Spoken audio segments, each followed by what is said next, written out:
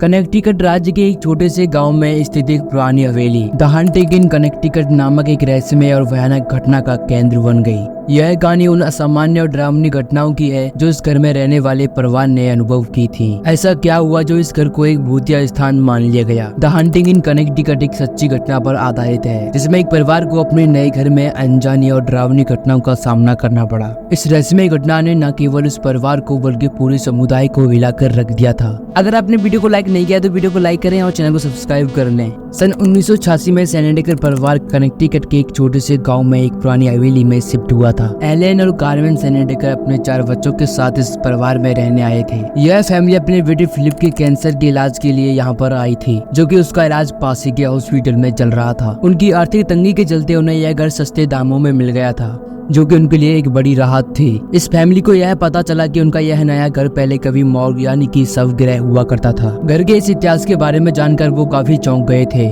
लेकिन तब तक काफी देर हो चुकी थी।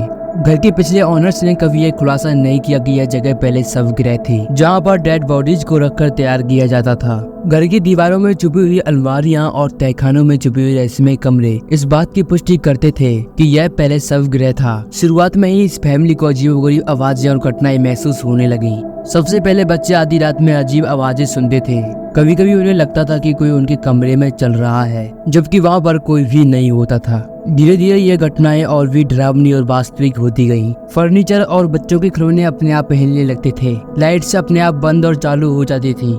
फिलिप, जो कैंसर का मरीज था, इसको सबसे पहले इन घटनाओं का सामना करना पड़ा। उसने बताया कि उसे रात में अक्सर कोई अजनबी छाया दिखाई देती है। कभी कभी उसे महसूस होता है कि कोई उसे छू रहा है या उसके बिस्तर के पास खड़ा है। उसकी हालत और भी बिगड़ने लगी और उसने बताया कि उसे आत्माओं द्वारा सताया जा रहा है। फिलिप की माँ ने भी इसे महसूस किया, लेकिन उसकी बीमारी के कारण हो रहा है, यह सोचकर पहले उसे नजरअंदाज कर दिया। फिलिप की माँ कार्मेन ने भी इन अजीब घटनाओं का अनुभव किया। उसे भी कई बार ऐसा लगा कि कोई अदृश्य शक्ति उसे धक्का दे रही है। कभी कभी उसे घर में रोने की आवाज भी सुनाई देती थी, जबकि घर में कोई नहीं होता था। उसने यह सारी घटनाएं अपने हस्बैंड को बताई, लेकिन वह इसे मानने को तैयार नहीं था। धीरे धीरे कार्मेन ने महसूस किया कि यह सब कुछ खतरनाक हो रहा है और उसने पैरानॉर्मल विशेषज्ञों से मदद लेने का फैसला किया। उन्होंने एड और लॉरेन वॉरेन को बुलाया, जो कि प्रसिद्ध पैरानॉर्मल विशेषज्ञ थे। उन्होंने इस मामले की जांच की और उन्होंने पाया कि इस घर में कई आत्माएं थीं जो अभी भी यहाँ बसी हुई थी। वॉरेन ने इस घर में कई अनुष्ठान किए और आत्माओं को शांत करने की कोशिश की।